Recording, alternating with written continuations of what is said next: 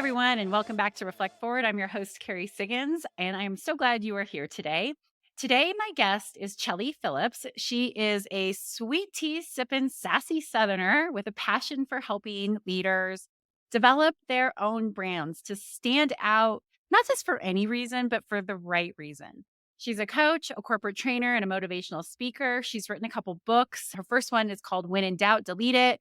The second one is Get Noticed and Get Hired. And then the third one, which just came out recently, is called The Culture Secrets. She is awesome. She's going to teach us all about personal brands today and why you, as a human being, you as a leader, should intentionally build your personal brand. Let's face it, we all have a personal brand, whether we're doing anything with it or not, because our personal brands are how people experience us, quite frankly. And that's what we talk about today. So hang tight, and I will be right back with Chellie.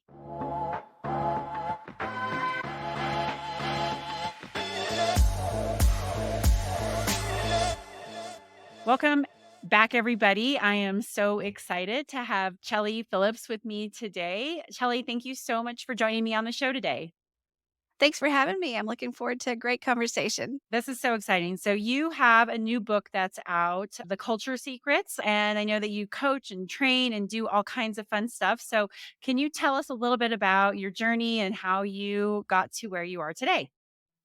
Yeah, absolutely. So it's really kind of interesting how it got started in the career development path and how personal branding played a role in that. But for about 14 years, I worked with sororities on college campuses in Alabama. And so I had this group of leaders, generally speaking, every semester come through. And after spending 4 years with them, and the leaders of the organization are usually the ones that have it most put together. They're the ones that you expect great things out of and everything. And they would graduate, and if they didn't get a job in their field right to begin with, and they took what I called get by jobs, what we were finding is that they would get offers that were five to $8,000 less than their counterparts who were getting them right out of school. So it was almost like because I had work experience, my education was getting discredited somehow. And so what I really did is started a program with them where we were working on how to brand yourself personally for career development. How do you get that position and how can you use your work experience to show that that's an add-on benefit, not just because I have the degree, but hey, I've actually shown up. I'm dependable. I've dealt with people. I've managed office situations, all the soft skills that we're looking for in today's workplace. Then that transitioned into I had a corporate shift in my life when we had a new CEO come in and basically felt like my skills were no longer valued or wanted at that organization, lost a seat at the table. And then it was up to me to decide at that point in time, do I want to stay there? Do I want to go? And after you had 20 years someplace, that's a big decision Uh, to make. There's that whole fear aspect of, oh, what's going to happen, what's out there. And then just realized I needed to take a big dose of my own advice and put my own personal brand together and get it straightened out. And so once I did that, that led to the coaching, change in career, the new books, and then being able to really build my own business around that. And then, of course, throughout the pandemic, so many other people were interested in, is this what I want to spend the rest of my life doing? The three books actually kind of follow my life path. The first one, When in Doubt, Deleted, is about personal success, what it takes to succeed. The Get Noticed, Get Hired is for the more young professional. How do I show up? How do I get noticed for the right reasons? And Culture Secret is more the corporate business side of it is how do we create the environment where people feel that they're wanted, where they belong, and that they know that they're valued in that workplace. I love it. I love it. I love it. That's fantastic. And I'm so big on personal branding, and everybody has a brand, whether you cultivate it or not, whether you understand it or not. And obviously, how you work within your brand and how you interact with other people's personal brand is going to help you be more successful or less successful in the workplace. So I'm really excited to dive into this conversation. Maybe you could tell us why you think having a curated, or maybe that's not the right word, but be intentional about your personal brand. Why is that so important for people and leaders in particular? Yeah. So, the first thing is, like you said, you're going to have one whether you're intentional about it or not.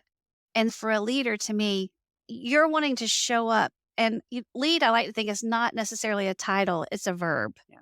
And so, how you lead people and how people decide that you're somebody that they want to follow, that you're going to have a program or a path that's going to put them in the right place is all about what they see in you. And you create that system of trust because of what you're putting out there, how you show up at the office, how you deliver on emails, how you go through evaluations. All of these things add into your personal brand. A lot of people think it's just their social media, like their LinkedIn profile. But your personal brand is so much more than that. It's your interactions in the break room, in the halls, and it's how do you really get to know your people so that they trust you and that they will follow your direction and turn to you for advice on how to do things correctly, or if they're having issues, they feel comfortable enough they can come to you before they escalate into major problems. So for that leader inside any organization, whether it's an entrepreneur, whether it's somebody in the corporate setting or even in a nonprofit setting, you're wanting to set that stage so that people have that trust factor in you.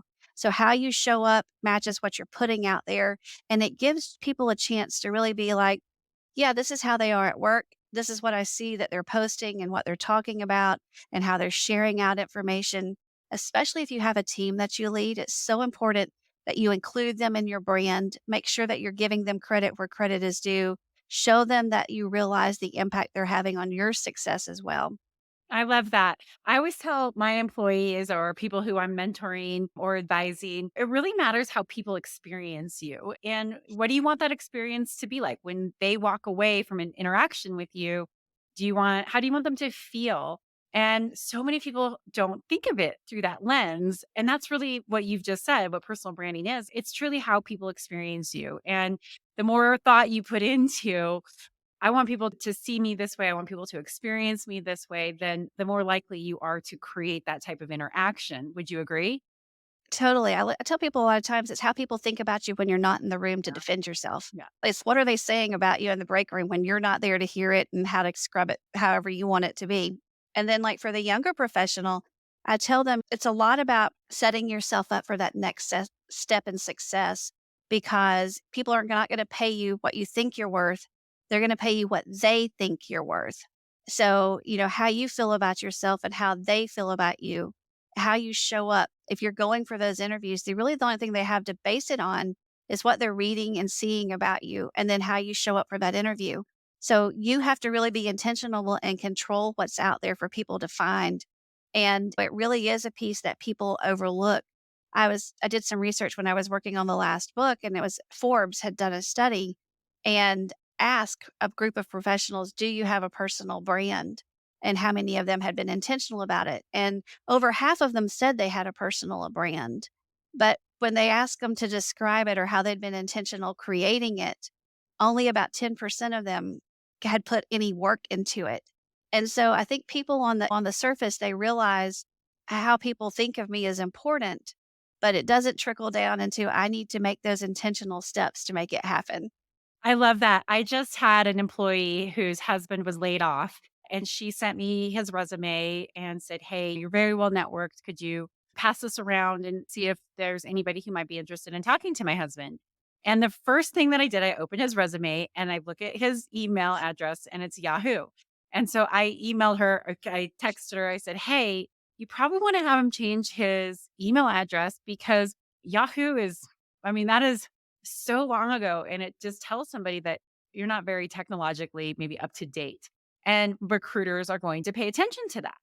And she said, "Oh, you're totally right. In fact, I was talking to another friend of ours who was giving us advice, and they said you should create your own website. And so then that way you can send a recruiter or a hiring manager to your site. So that way they can get more detail about who you are, much more than they can just get off of a resume." And I was like, "That's brilliant." So they created a website because, of course, now it's so easy to be able to do. And she sent it over to me, and it was so fantastic. It allowed him to tell his story so much better than what a piece of paper that looks like everybody else's would do, especially when they had a Yahoo email address.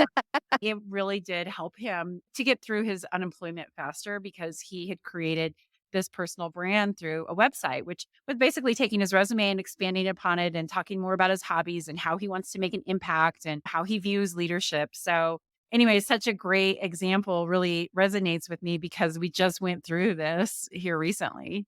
Yeah, absolutely. I was working with a client myself not too long ago, and he was changing career fields. And it had been several years since he had updated anything. You get comfortable where you're at and you're like, oh, I don't need to update the resume. Oh, I don't need to fool with this because I'm going to be here forever and it's a perfect place for me until something happens and it isn't. Yep. And one of the things with him was he had gone through something similar to me where they had a change in management and it just changed kind of the whole culture of the organization. And he said, I don't want to be here anymore. And he was telling me a story about when he was a child that his father had rental property and he used to go with him to help do maintenance or work on it on the weekends or probably just tag along if you want to know the truth. But that was the family vacation fund. So he wanted to make a switch into real estate but he didn't want to focus on like new homes or anything. He wanted to work with people who were wanting rental property because he had such a great experience when he was a child about that. And keeping in tune with what you're saying is like we redrafted his LinkedIn summary statement to include that story that he's been interested in rental property since he was a kid, because back then it meant fun vacations. And now he wants to be able to help other people do the same thing with their families. And so when you can add that personal touch to anything that you're doing, when people can really feel like they get to know that authentic, who you are kind of person, then you're going to connect on such a deeper level and they're going to respond to the stuff that you put out there so much more effectively. Well, that people connect to stories. That's who we are. Exactly. We are, a sum of our experiences. And so when you can tell a story that people can say, "Oh yeah, I can see myself in that," or "Yeah, that's the kind of person I want to work with because they get it or they get me." That's so important. And being able to share those stories effectively as part of your personal brand, whether that's on a website, whether that's on your LinkedIn profile or social media profiles or in your interactions with people, it's so incredibly important for building those connections and for people to remember you and to say, "Oh, I really like that person Mhm. and that person I connected with and that person understands me." I love that you brought storytelling into this because it is what your personal brand is. It's your personal brand is telling a story whether you have good stories to tell or not. Absolutely. Sometimes people don't really think about their past experience, the stories that come with that, and how to connect them with the skills that they're trying to show. I tell everybody, if you looked at my brother and me growing up, I was all about school, let me write papers, let me do all this kind of stuff. And of course, I've ended up an author and journalist and PR person, so I write all the time. My brother was this person that tore everything apart in the house and never put it back together again in a way that it worked. I said, I swear I never had a blow dryer that lasted more than 6 months because he was taking it apart to see what happened, or he'd get a remote control car and it would be in pieces. And now he works on helicopters. It's funny how we develop those things throughout the years. And that really is who we are. And when you can really put those connections out there in a way that other people can see them, it just adds to that layer of trust that people have. You're showing up how you are. You're not afraid to do that. One of the steps I talk about in my first book is being authentic to who you are. And that really is such a key, not just in personal success, but also in business success today. Because when we're leading teams and we're working with people, the more authentic that we can be, the more real it is, and the more they're going to recognize that as well. And the happier you're going to be. It's so funny you gave that example because I'm a writer as well. I wrote for my high school newspaper. I was copy editor in chief my senior year. I love to write, but I was also good at math and science. And I really wanted people to see me as smart. And my dad actually told me that I shouldn't go to engineering school because I wasn't smart enough and actually encouraged me to go to journalism school to build upon my writing talent. But all I heard was you're not smart enough to go to engineering school. And so that's what I did. And I graduated from Colorado School of Mines, but I was completely lost because it wasn't authentic. And I was not that person who wanted to take apart things and put it back together. Like I have zero interest in design unless it's like clothing because I like fashion. Although you can't tell it by my sweatshirt today. But I just didn't have any interest in design. And quite honestly, it led me to a pretty dark path because it didn't feel authentic. I had built this whole brand around being good at math and science, going to engineering school, and I was going to have this engineering degree, but it wasn't what I wanted. It wasn't where my talents, skills, and interests lay. It wasn't a waste of time. I wouldn't be where I am today if I wouldn't have gone to school of mines and done the path I did, but it led to a lot of pain and suffering because I had to figure out who I was. And it's so much better to just be authentic and not do things for other people. You're gonna make such a bigger impact when you are your authentic self and when you really understand that. Now full circle, I'm a CEO, but I also just wrote a book and the first book is coming out. It's kind of funny. It's like, oh look, dad was right. It's amazing how smart your parents are once you get a little bit older.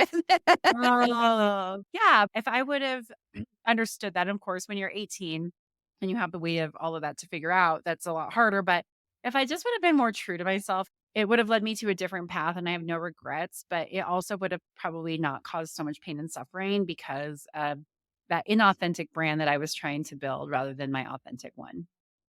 Yeah, I can relate to that. I was one of those kids where when we got to high school where we could pick our electives, I was funny when you were talking about math and science. That was me too. I was really good in that area. In fact, was recruited to go to a school that was specific to tech at that point in time because of what I had done while I was in high school. And they were recruiting women actively at that time because there's so few entering those pathways. And it was just really funny.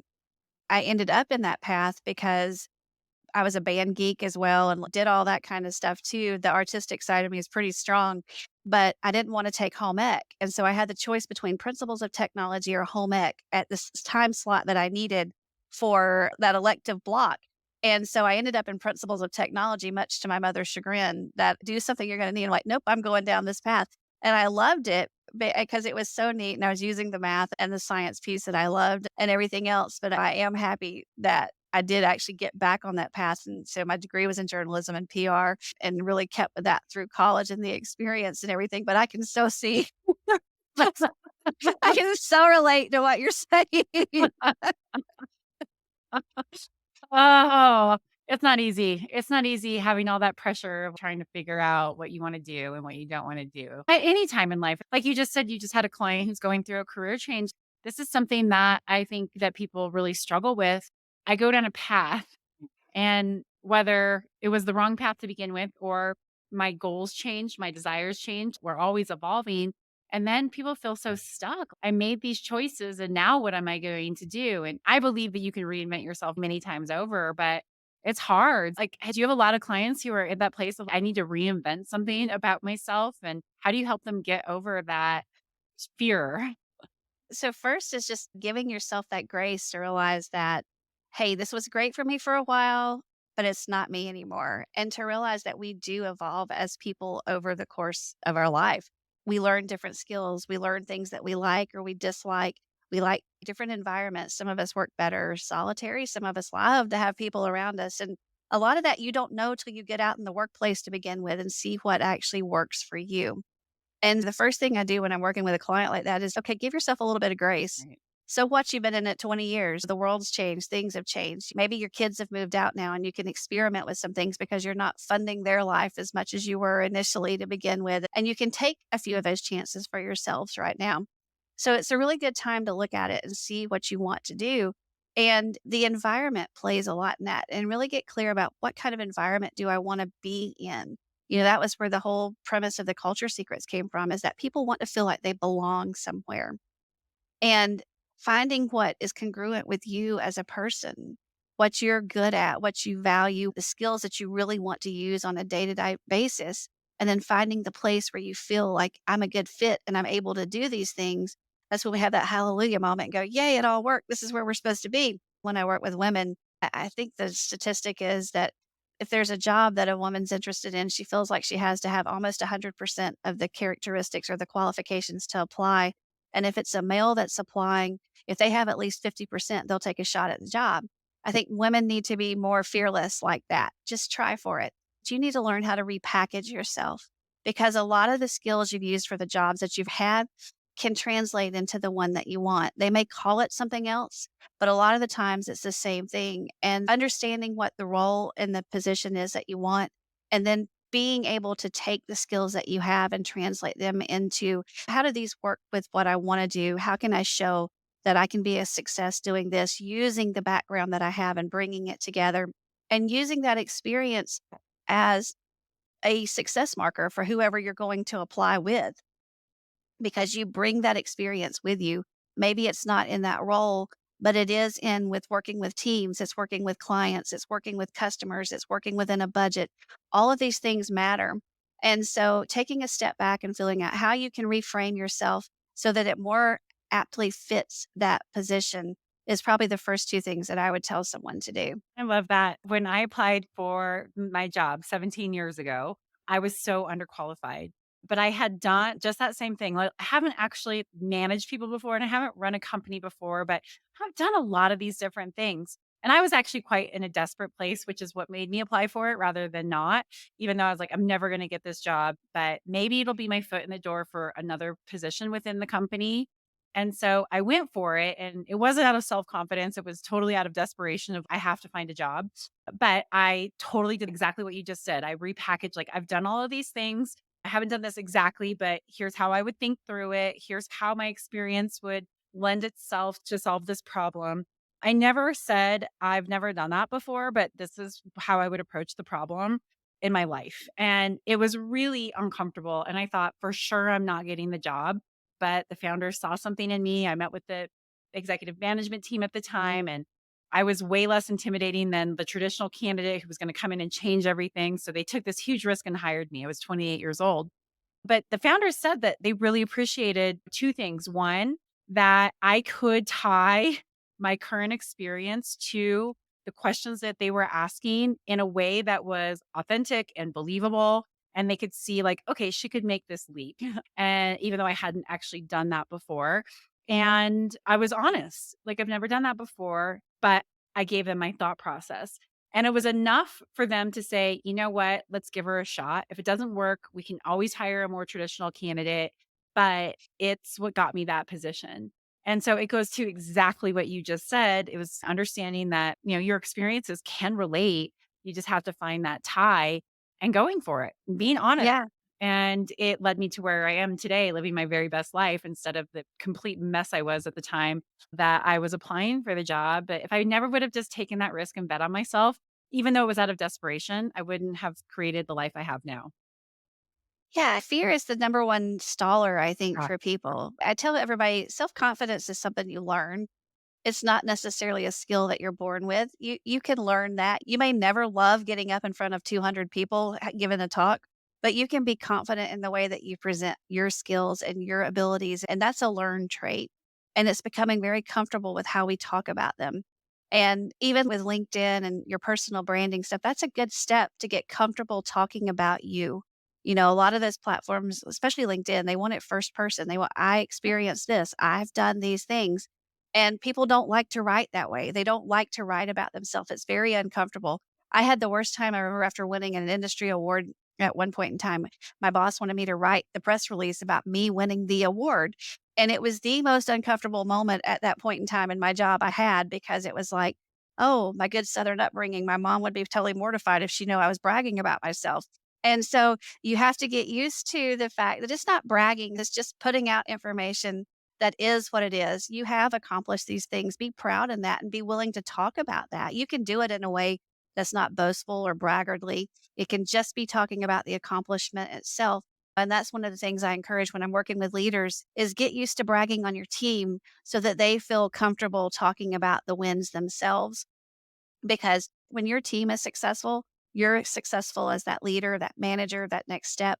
Hopefully, people are going to see that and move you up. But then you have to have somebody that's going to fill your role, that's going to be able to take your position. And when you can move one of your team members who now feels comfortable in this and understands that coaching role and understanding that importance of recognition and what you're doing and how we bring that about as a team element, it just moves everything so much faster and farther along.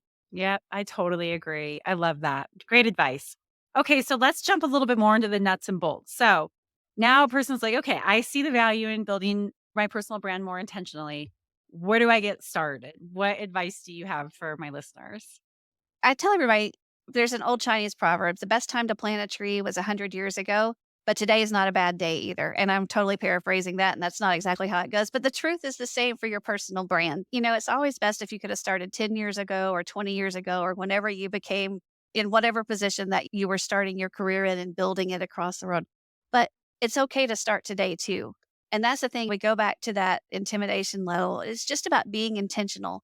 make that decision that I'm going to start showing up, I'm going to start interacting, and I'm going to start being comfortable talking about what's going on in my career and my professional life and just start making a plan to share it out. You can start simple. You can share out industry news. It doesn't even have to be specific about you, but give it a little tie. Use a little blurb about why this matters to you and the career that you're in.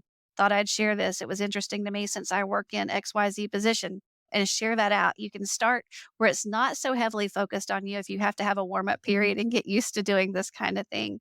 And then focus on your team, share out what's going on with your team that you're working. And then you don't feel maybe it's all about me. I'm focused on the team effort. And you can take baby steps and you can start growing that profile. And I tell everybody not to jump into 12 platforms at one time. That's the other thing is everybody feels like I've got to be on Twitter, like Instagram, Facebook, LinkedIn, YouTube, X, whatever the new ones are, TikTok, you name it. There's a new one coming out every week. And so, no, you don't have to jump on there. Pick one and get comfortable on it and just get really solid on it. And if you're a professional and you're wanting to build your brand for your career and for that professional side, I would say LinkedIn is the first one to focus on. It has such a strong tie with Google that if you don't have a personal website, more than likely, if I Googled your name, your LinkedIn profile will be the very first thing that comes up. If you have a personal website, which I think is a great thing for people to have, and they're so easy and so inexpensive to get today, go ahead and get your name as a domain and have that website. And then you're controlling that anyway. That's another piece of controlling the message about who you are and what you do. And then it'll be the first piece that shows up. But those are the first two things. If you're stuck, ask five of your friends when they think about you, what are the five skills they think about, or what do you bring to the table to an organization? And if you get some consistency in that, then that's probably what you want to focus on. These are the things that I'm known for.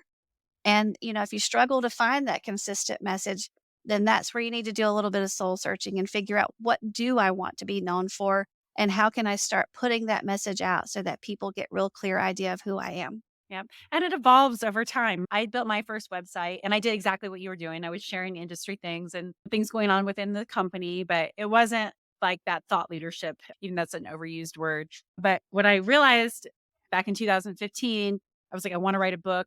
I know I have to practice. And so I'm going to create a blog. So I went and I built my own website and I got carriesiggins.com and I started just writing to find my voice again since I hadn't written anything but an email since engineering school.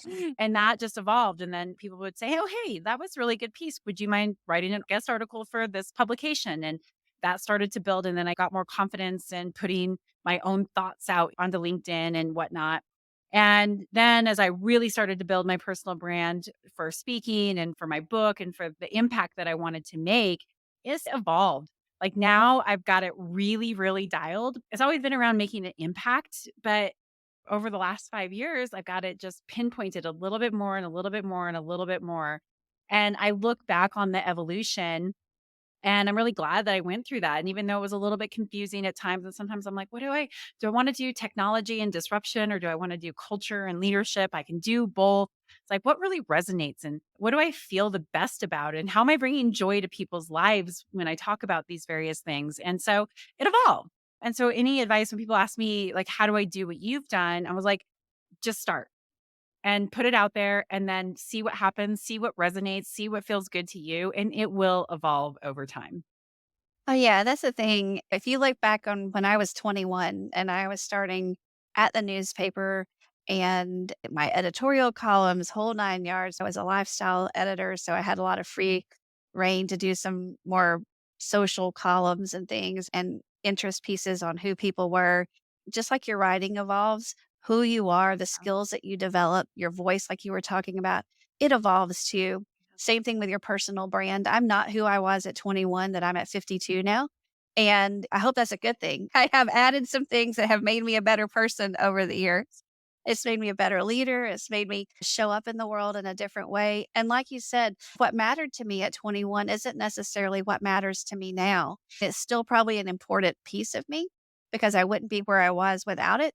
But it's exactly what you said is we get very focused the more clear that we get and the longer that we do this on what do I want people to take away from their interaction with me? And that's the really neat thing about building your brand and building the culture, especially when you're in team settings, is what do you want that interaction to be like? What do you want your brand to be like? I really tell people culture is not anything different than like your internal brand. for an organization. It's how your employees think about the organization as a whole. And that can come down to, how do I feel about my cubicle mates, or how do I feel about the people in my division or on my team? You can have multiple cultures inside an organization, and it's going to depend on who that leader is and what they're cultivating. And same as you can have a group of followers and people on your social platform. And when you get really clear about that, that's when you start attracting the people that think the way you think, and you're able to have some great conversation that way. If you wanna change your brand, right? Like, I don't wanna be known for what I was known for even 5 years ago because of that evolution, and sometimes people get stuck on, the way that you used to be, and that's what they always think of you. So, what advice do you have for somebody who wants to go through a rebranding and says, I don't wanna be known for that anymore. I wanna be known for what I'm truly passionate about now." I think you be real. Yeah. If you have a social platform and a following, this is the time, I think, where you use a video and you just have a real conversation with the people that are on your platform and be like, "Hey, I hope you're like me. I hope you're growing and evolving and you're trying new things. And this is where I'm headed now. This is what matters to me. This is what I'm passionate about. And this is where I can think the most difference." So you're probably going to see a change in some of the things. I understand it may not be your thing anymore. That's great. If I can help you anyway, to be it.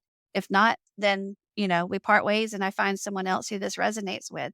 In the workplace, though, our employees are who they are. And so it's a little harder, I think, on a personal level, because you have to go back and rebuild that trust again as that leader inside that organization, especially if it's from a bad experience that you're trying to overcome and you want people to think of you in a different way. Or even if you're stepping into a role where the person before you might not have been the strongest or the most engaged leader, and you're wanting your team to respond to you in a different way. The other thing is that you're going to have to realize is that it's going to take a little bit of time, Mhm. but the consistency in the message and the way that you put it out in a way that feels authentic to people and to you is going to be what makes all the difference in you being able to make that rebrand. If you're talking about just LinkedIn on your career profile, you can make some tweaks. People are used to people swapping careers and professions. But I think it's good to give a little explanation on, this is why I'm so excited about trying this new path. And this is why I think it's what I need to do. But it really does. It'll go back to that whole, I'm authentic. I'm being real with you about what's going on in the journey, whether that's in person, on platform, or whatever. Yeah, such good advice. This is so much fun. All right. To wrap things up, I would like to ask you my signature question, and I'd love for you to answer in the context of this conversation around personal branding and authenticity. But the name of this podcast is Reflect Forward. What does Reflect Forward mean to you? I think it really goes back to how I got my start when I was working with the college women. And I think reflecting forward is that I hope what I've been able to share with them and how I've helped set them up on a career path and how I help others do that allows them to be able to impact others in that positive way, that they can share that message, they can keep it going, and they can keep it moving forward in a way that, we realize that we're a sum of all of our mistakes from the past, but yet that doesn't define who our future is and how it's going to be. And so as we continue to move and as we continue to grow as professionals, that our brand evolves with us, not to be afraid to take those leaps and reshape them and really show up as who we are as people in the workplace. Oh, so beautifully put. Thank you so much for that. All right. So, how can people find you? Easiest way to find me is my website, which is chellyphillips.com. And of course, I'm all over LinkedIn and I would love to connect with you there as well. Wonderful. Well, I'll include all of that in the show notes. And Chellie, thank you so much for coming on the show today and having this conversation with me. It's something very near and dear to my heart. So I was really excited to have this conversation with you today. It's been a pleasure. Thanks for having me. Oh, and real quick, if people wanted to find your books, are they on Amazon, on your website? Yeah, Amazon website, Barnes and Noble, pretty much any of the booksellers you can find them at. wonderful, wonderful. Great. I'll include a link there as well. All right. Thank you so much for joining me. I really, really appreciate it. Thanks again. All right. Hang tight and I'll be right back.